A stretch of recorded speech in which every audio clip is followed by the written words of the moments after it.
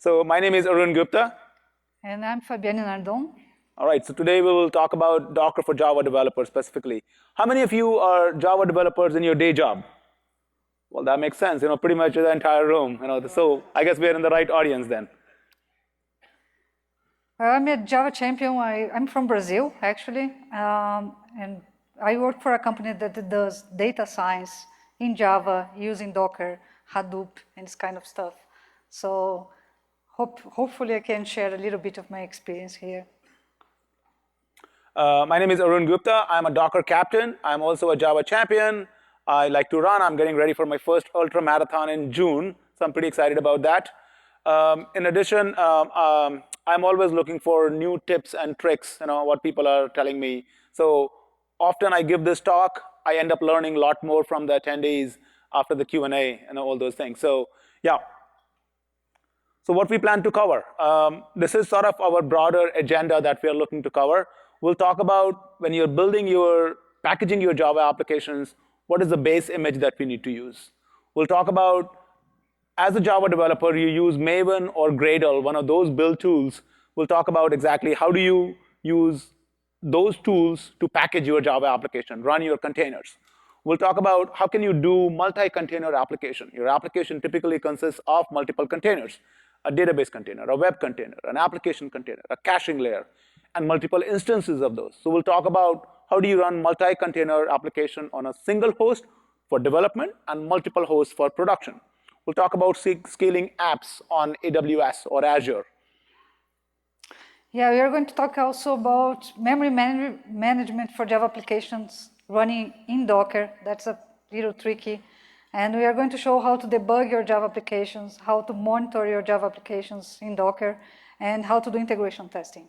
So pretty much everything that you care about from your Java application perspective, but with a Docker paint on it so that you understand how does my life change as a Java developer, particularly when I'm building my applications with Docker. So let's get started, jump right in. Well, when you build a Docker image, you need a base image. What are my options for using the base image for Java? Well, the first one that people have been using for a very long time is Java. Kind of very logical, intuitive name. How many of you are still using Java as a base image? Very good. I'm glad nobody is, because that is deprecated as of December 31st, 2016. So if you are using, please don't. Tell your friends not to use that as a base image.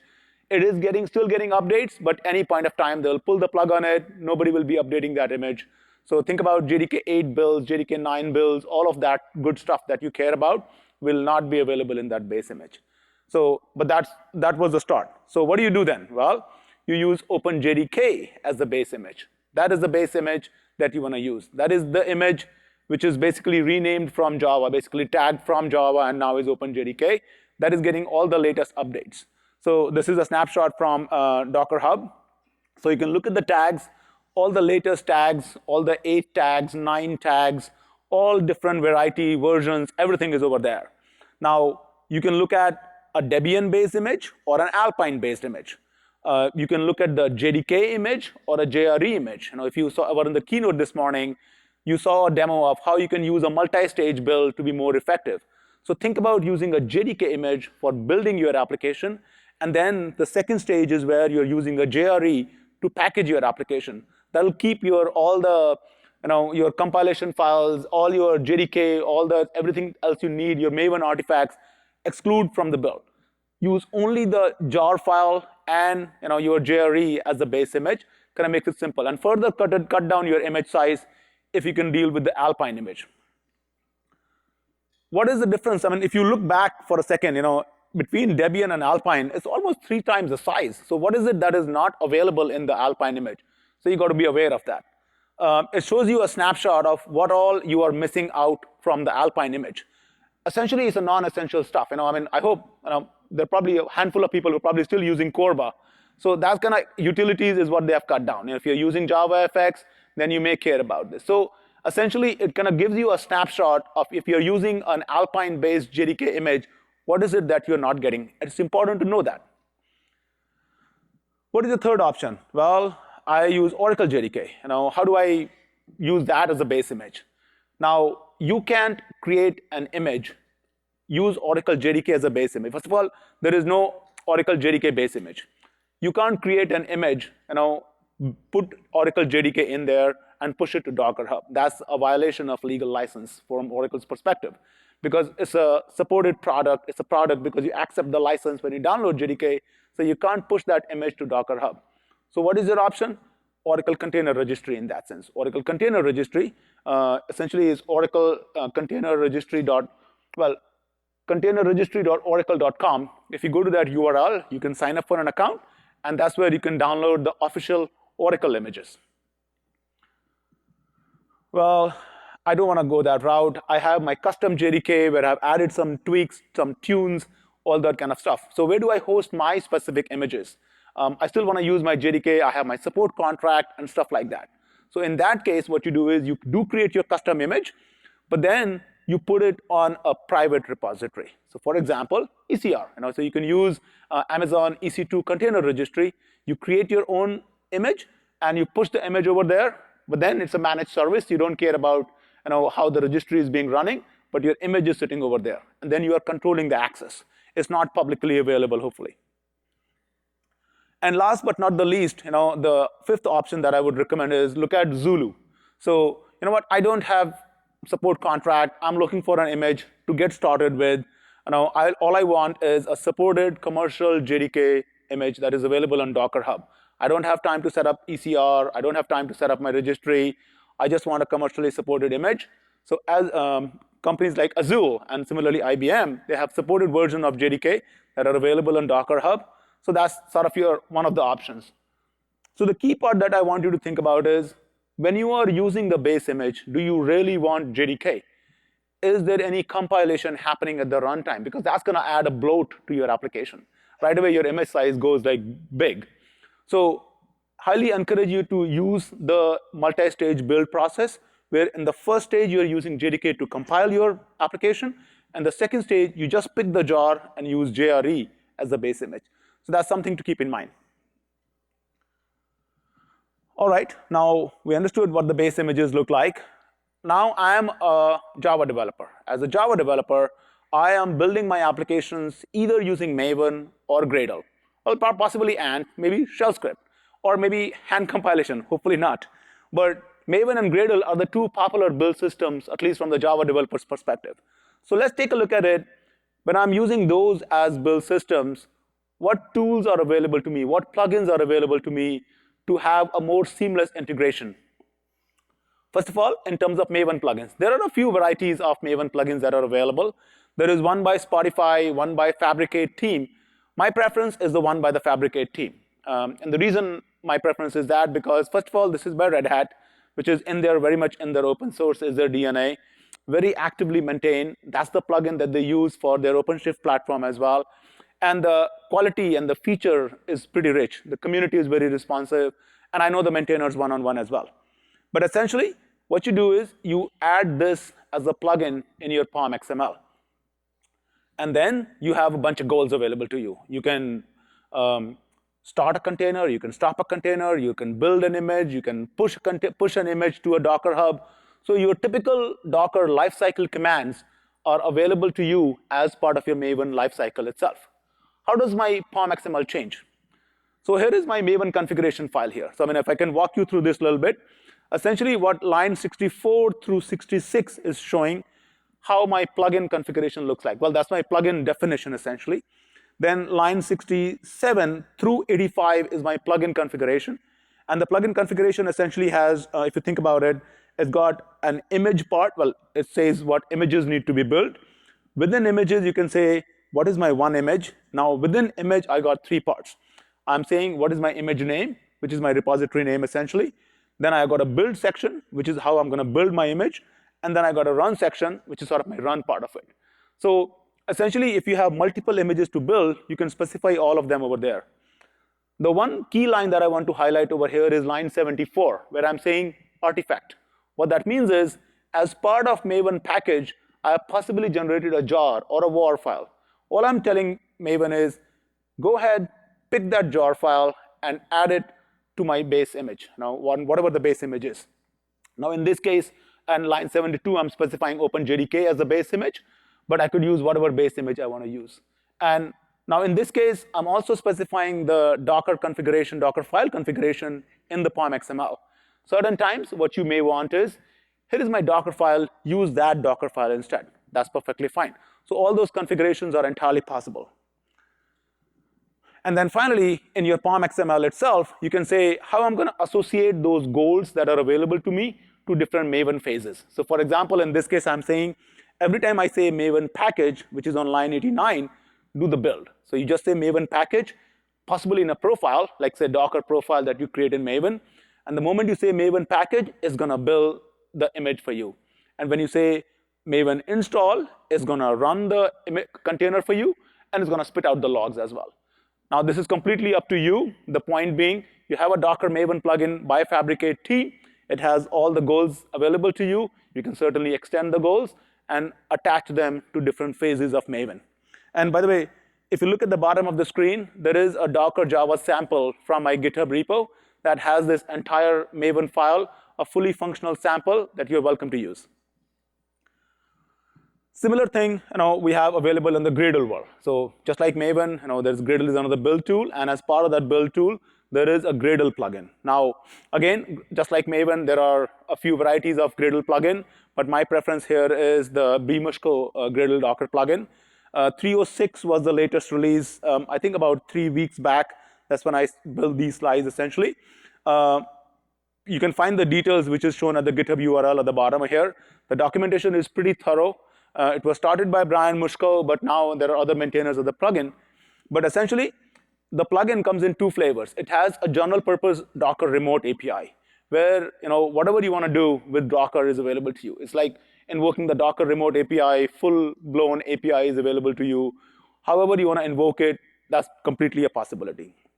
So in that case, it gives you commands like Docker X image. I want to build an image, I want to push an image, I want to remove an image.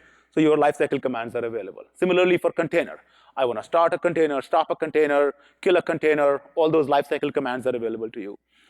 Or for Java, what I prefer is there is an opinionated Java application plugin. Hey, you know what? That's far too much details for me to figure out where my host is running, what plugin I want to use. I'm just going to use a Java application plugin where all I'm saying is, here is my base image, here is my image tag, and here is the port I want to expose. Just go ahead, make the image for me, okay? Let's take a look at sample. Now, in this, I'm showing you a build.gradle file here. I'm, of course, adding my dependencies. Say this is my Brian Mushko Gradle Docker plugin. On line 13, well, line 12, first of all, I'm applying the application plugin. On line 13, I'm saying I want to use not the Docker remote plugin or remote plugin here. I'm using a Docker Java application plugin. That's sort of the opinionated plugin that I was talking about earlier. I'm importing some classes here. And then line 30 to 35 is where my magic is happening. So see, what does it mean to be an opinionated? All you're saying is essentially, I'm going to build a Java application and make a Docker image for me for this. My base image is OpenJDK and tag is hello Java. That's it, as simple as that. And in addition, I've also added a couple of custom tasks like create container and start container.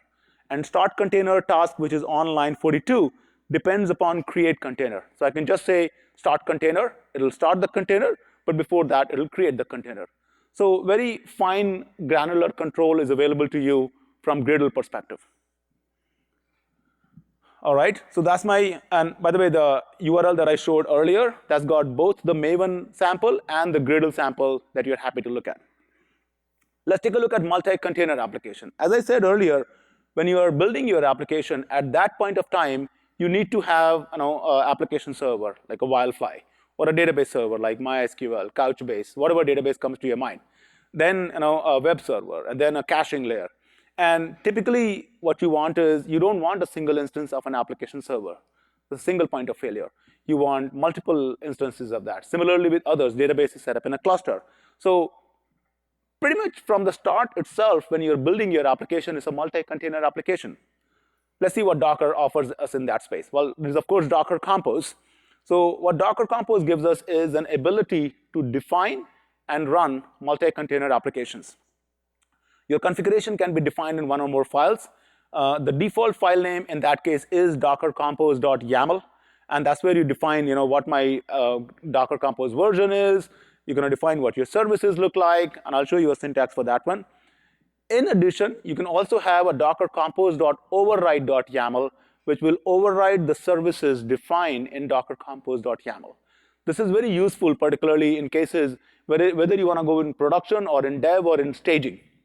Well, the fun part is you can use -f to specify as many Docker Compose YAML files. And what that brings you is the ability to say, I'm going to use a combination of these files and then define whether a particular Docker Compose is targeted at dev or staging or production. And then accordingly, I can spin up my environments and shut down my environments.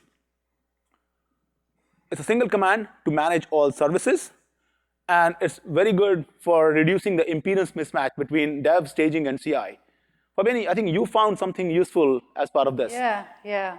So can you go to the next slide? Oh, well, so let's talk about this a little bit. Well, this is sort of the syntax here. It's a multi-container on single host. All I'm showing is the beauty of Docker is whatever works on a single host would scale to multiple hosts as well. But essentially what I'm showing here is I got a Docker Compose file. In that, I got a web service, which is on line 10, and then I got a database service, which is on line 3. And all I'm saying is, hey, bring up this web service, which is a Java EE application deployed in Wildfly container, and make it talk to a Couchbase instance, which is defined by image on line 4. Now, how do these containers talk to each other, really? Well, all I'm doing is, in my web service, I'm defining a Couchbase URI environment variable that is then pointing to my DB service, and that's the logical connection. It's a late binding, and when the late binding happens, it figures out the IP address. That is very important. You don't want to hard code IP address because the container dies here, and if it's running as a swarm service, it's going to come up on a different host and possibly be assigned a different IP address. You may scale the service, so there may be multiple containers running behind the scene. So that logical connection to the service is fundamentally important. Now, you can run multiple files. So for example, I have this file, docker compose db.yaml. Okay? And this, what I'm doing is, I'm saying the port, instead of mapping 8080 on the host to 8080 in the container, I'm mapping port 80 on the host to 8080 on the container. And in addition, the image that I'm using is not Couchbase image, which is for development, but I'm using Couchbase :prod. And what that gives me is the ability to say, hey, by the way, this is a production certified image and possibly from my private repository. Well, let's take a look. If I say Docker Compose, I probably have a Docker Compose YAML sitting somewhere. If I say Docker Compose f, Docker Compose.yaml, and Docker Compose db.yaml, now instead of my application coming up on port 8080 will come up on port 80 automatically. I can look at the list of services by giving the same command by ps. And then similarly, I can shut down the services as well. So this is a very useful feature. This is essentially what we are seeing customers using a lot for cutting down the impedance mismatch between dev, staging, and production, and literally using a combination of files. This is a very powerful feature of Docker Compose. There are other functionalities like how you can extend. You can define, for example, your AWS secret and access keys in a configuration file. And then in your Docker Compose, you can say, go extend from that file so that you don't have to repeat those access keys and secrets in all the files. That makes it really powerful. So Arun, let me show you how this can really change your life as a Java developer. So we've been using Docker for quite some time. And we built several images for all the database, Hadoop, Spark, everything we needed. It's a very complex application. So when we started building our images, what we did was a README file, like probably most of the early beginners did, with all the instructions on how to start each of the images. So and somebody was actually going through the README file, running these scripts one by one. One manually. By one, and changing the paths, because each developer that created a new image would put their own path. So I know this looks really stupid, but this is old, right? It's stupid now. By the time it makes sense. So with Docker Compose, this is the new version. You can have exactly the same thing you had in the README file, but in a Docker Compose file, and then you can just say Docker Compose up, and all your services are going to start in the right with the right volume mapping, ports, and everything. So what happens then, before, we would take at least 4 hours to have the whole environment set, if you're lucky.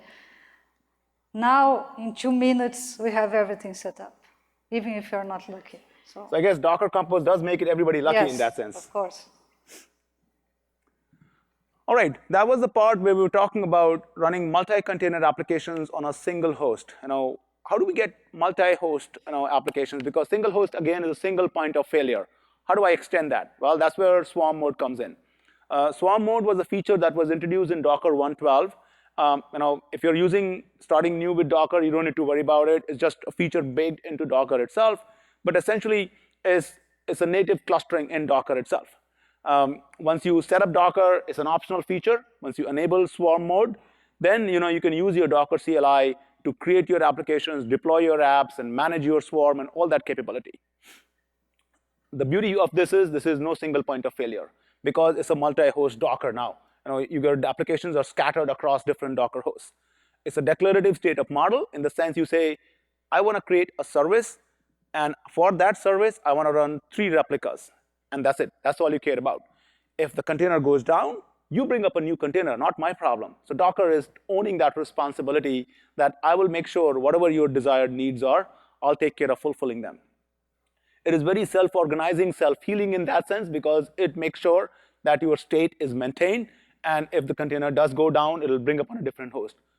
Now go back to what I was saying earlier. Why is it important to use that logical service name? Because if a container does go down, and if it comes up on a different host, a different IP address, you don't want your application to be break. It's all about the application resiliency essential. It also has the capabilities for service discovery, load balancing, scaling. So if you scale your service from 3 tasks to, like, say, 6 tasks, you're still using the logical name, and it will automatically do the load balancing behind the scene for you. It also has the capability for rolling updates. So everything and anything that you will typically expect from any deployment architecture for orchestration framework is available out of the box here. So I created a 6-node cluster here. The way swarm mode works is there is a manager, at least one manager, which is the yellow box in the center, and I have a 5 nodes, which are worker nodes essentially, in the yellow, in the orange here actually. Now in that cluster, I am giving a command pointing to the manager that Docker service create. So create my service. One of the things that you want to understand is as part of Docker 1.13, up until Docker 1.13, the CLI was pretty messed up. The commands were very non-intuitive. In 1.13, all the commands have been nicely organized. So I can say Docker command, subcommand, and all those subcommands are very nice. So for example, I can say Docker image ls. I can say Docker container ls. So you have a high-level command and a second-level subcommand. So in this case, I'm saying Docker service create.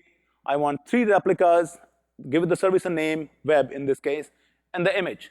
And Docker automatically does the scheduling for you. So that is pretty cool. And it's a replicated service. There is another mode in Docker Swarm by which you can say create a global service. So I want a single instance. Say, for example, I want a Prometheus container running on each node and only a single instance. So you can run it as a global service as well, in which case you just specify the mode as global. So multi-container on multiple hosts, how would you do that? Well, this morning you saw the example of Docker stack deploy.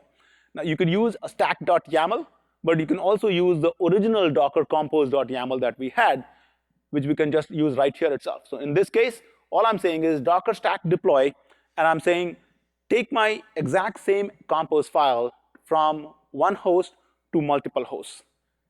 And the logical service name is still very relevant. So that's the importance, that's the beauty of how the whole thing works from a single host to multiple hosts. Now, it doesn't matter where your multiple hosts are. If your multiple hosts are configured using Docker machine, sure, it'll work there. If multiple hosts are on AWS, that'll work too. I want to scale my service, so I can just say Docker service scale, give the service name, and the number of replicas, and that's about it.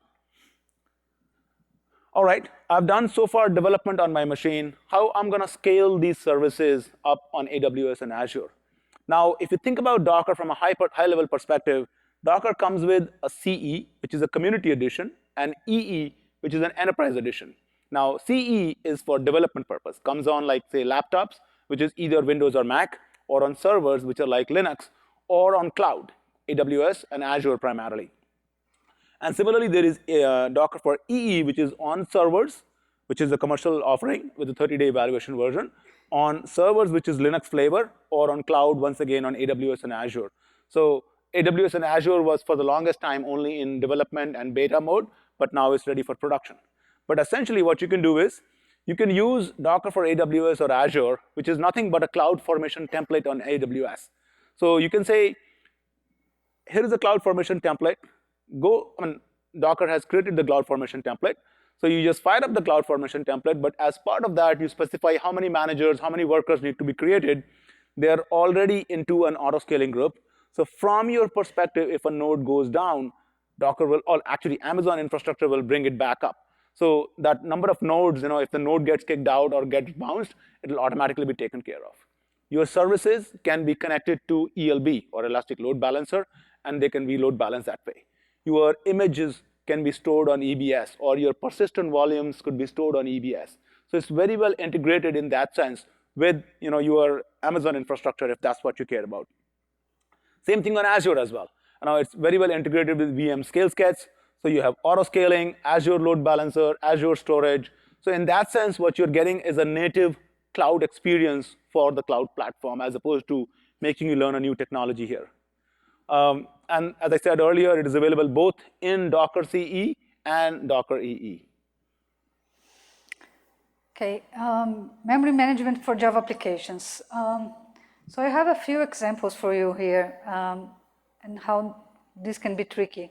So I created my Docker. I set the 1 gigabyte of memory for my Docker here. And you see that I'm running this command, the free tool from Linux. There's no Java in it, just called free.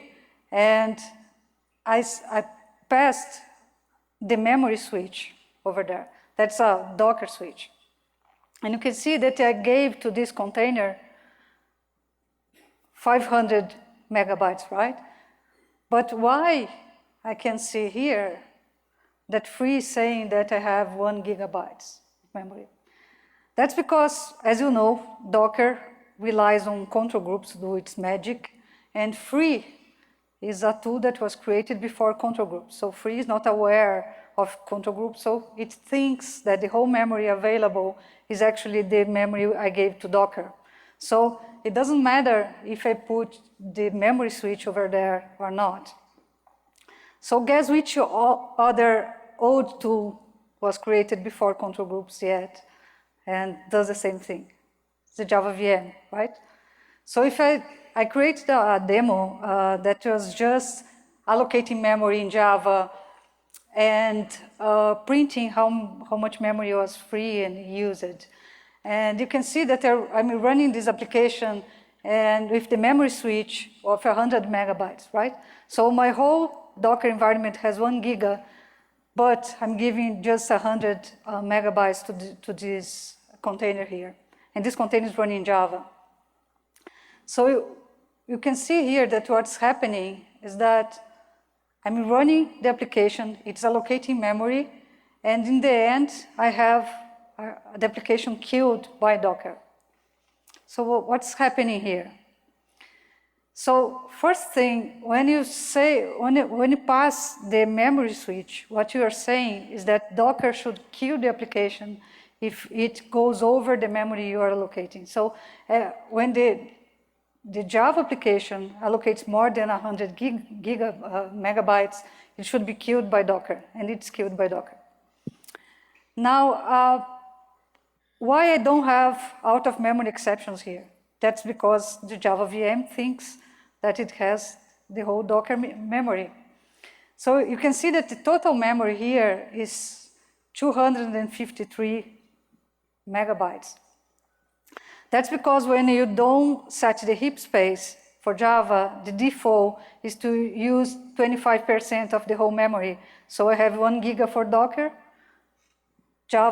The Java VM thinks that it can use 253 megabytes here. It doesn't matter the memory switch I put over there. And another thing that is interesting, as you can see in the used print over there, that the Java VM is actually capable of allocating more than 100 megabytes. And that's because when you set the memory switch for Docker, it means RAM plus swap. So it can actually allocate more memory before it's queued. But the problem here with Java applications is that if you start getting queued applications without out-of-memory exceptions, you're going to chase this bug forever and you don't know what's happening, right? So what you can do is, besides setting the RAM and swap, we can do this. So this is my Maven build, and you can see in the line 62 that I created a Java options variable over there. So if I do this, what I can do is when I start the application, I can put the memory switch for Docker, but I also can put my Java options and set my heap space. So now when I execute the application, if there's out of memory, it's going to give me an out of memory exception before Docker actually queues the Java application. So that's the right way to do it. So by default, the container is going to use as much memory and swap that is available. It doesn't matter the memory switch that you're using. You can restrict the memory using this Docker switch. So memory is how much memory can be allocated before Docker should queue the application. Memory reservation is more like a soft limit, and memory swap is how much swap can be done by Docker also, by the container. So right now, the JDK is completely unaware of these limited resources for memory, also for CPUs. But for JDK 9, there is an experiment, a feature that has been done. They are experimenting with it. And then the JDK will support control groups. So this should solve this problem. But right now, the only thing you can do is to set your memory for the JDK as compatible with the memory you're giving to the container. Right? So debugging Java applications. This is a feature that it's very important for us, because when you are debugging an application that is inside Docker, you are debugging an application that is very close to the production environment, right? So usually when you're debugging the code that's running your own machines, you can reproduce errors like network connections, database connection problems, and things like that. But if you have your application running inside a Docker environment, you can simulate something that's very close to production. So the way to debug applications running inside Docker, so you remember that I had the Java options variable in my POM for Maven over there. So if I have that, I can start my Docker application exposing the 5005 port and using the E-switch to start this in debug mode. So when I start this, what is going to happen is that the application is going to stop waiting for an IDE or a debugger to connect to it, and then you can debug your application. So this is how you do on NetBeans. You just attach the IDE to that port over there, and then you can debug your Java application inside Docker and catch all those bugs with database connections, network, and everything that's really hard to catch when you're doing outside from the production environment. Well, in this case, we are using NetBeans. By no means is restricted to NetBeans. Sure, yeah. NetBeans is our favorite IDE, which is a different Yes, thing. But yes. yesterday we had somebody in the workshop be able to use Eclipse, for example, Yeah. for debugging as well. Eclipse IDEA, any IDE you want, as long as it's able to connect to this port to do remote debugging, it's okay. So to monitor Java applications, so Docker has several command line tools that can help you see what's happening inside your application, inside your container. The first one is Docker Stats. That's going to give you the CPU, memory usage, and all the basic monitoring data that you need. Another one is the Docker Remote API that you can actually connect to your services and see what's happening over there. It's going to give you a JSON response as a result. And yesterday in the workshop, there are people that were thinking on using this API to do several other more advanced stuff. So you can, for example, check if a service is running inside Docker and then use this to decide what to do with your application. For example, wait for a database that's coming up or something like that. So I think the key part here is the Docker CLI is just a dumb client. And essentially you say Docker image build or Docker container run, whatever command you give, under the layer, it's actually giving a REST API to this server that is listening on the host side of it. And essentially, if you look in this case, we're saying HTTP localhost, host and port, assuming port is 80 in this case, containers slash Mongo slash stats. That's sort of the API that is being issued behind the scenes for you. We're just directly tapping into the API itself. And other part that you want to be a little bit aware here is how the API can be accessed using on a Mac. And if you're using Windows, there's a lot of flavors on Windows that you can use.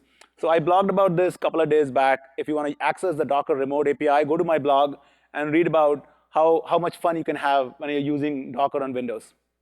Cool.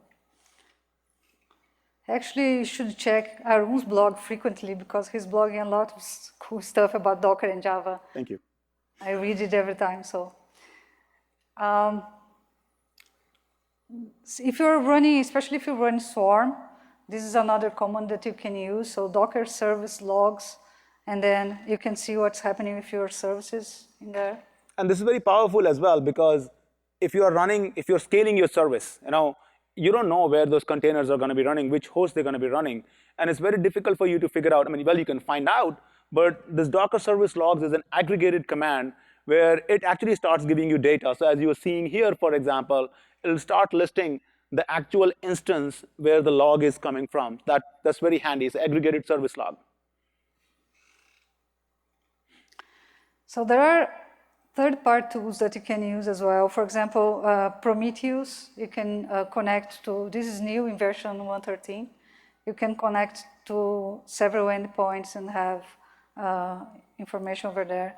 There is a tool called C-Advisor that you actually can run using Docker with that command over there, and it's going to give you a nice graphic interface about what's going on inside your container. One of the tricky parts for C-Advisor is it only gives you data for 60 seconds.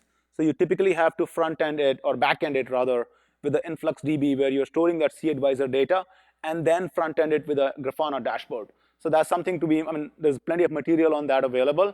So I would just say Google it and you will find the right information. Right. So integration testing.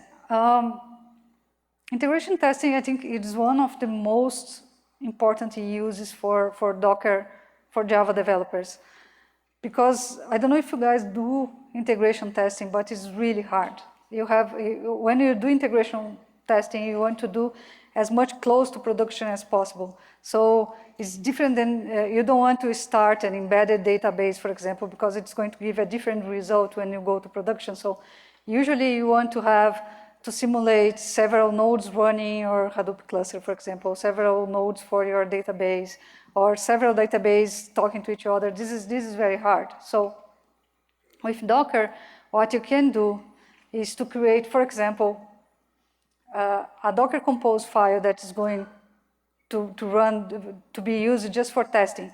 So why I'm going to do this? Because there are a few differences than when I'm running tests than when I'm running production. First, usually I don't want to have volumes mapped, so I can run several builds in parallel, and when I stop a build, I stop at a test, all my data is gone, so it's clean for the next test. The other thing I want to do is I don't want to publish any ports, because if I start publishing ports, I can't run 2 builds or 2 tests in parallel, right? Because I'm going to have port conflict.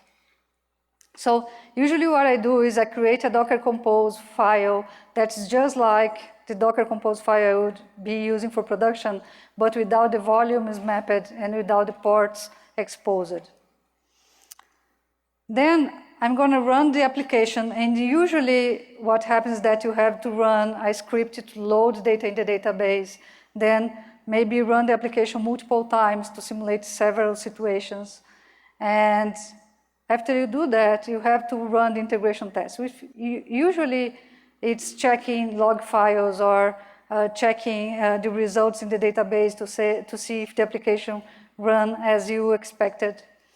And then you stop the services using the same Docker Compose file, and then you have a completely clean environment for the next test, because everything was started, no volumes are mapped, so the database is going to be empty next time you run the integration test. So it's very easy. It's a lot easier than doing this by hand. So if you're not using Docker for other things, just doing integration tests is worth the investment.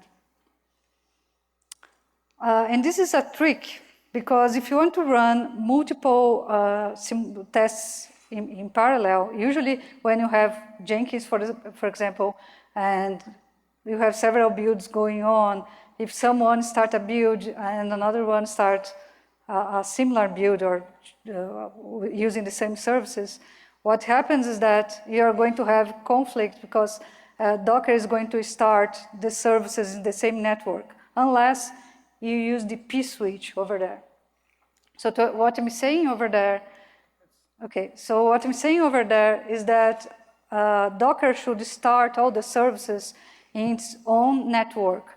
And I'm saying that the network should be called app, and I'm using here the Jenkins build number variable, but it could be anything else you want. So as soon as I do that, I have all the services isolated, and it's going to allow me to run several builds in parallel. So that's a nice trick also. So I finished, see? Bingo. All right. Well, I hope you had fun. If you like the talk, we would really request you to go to the DockerCon application, rate us, give us a rating that you feel is appropriate. That hopefully brings us back again. Thank you. We'll be around for taking questions. Thank you.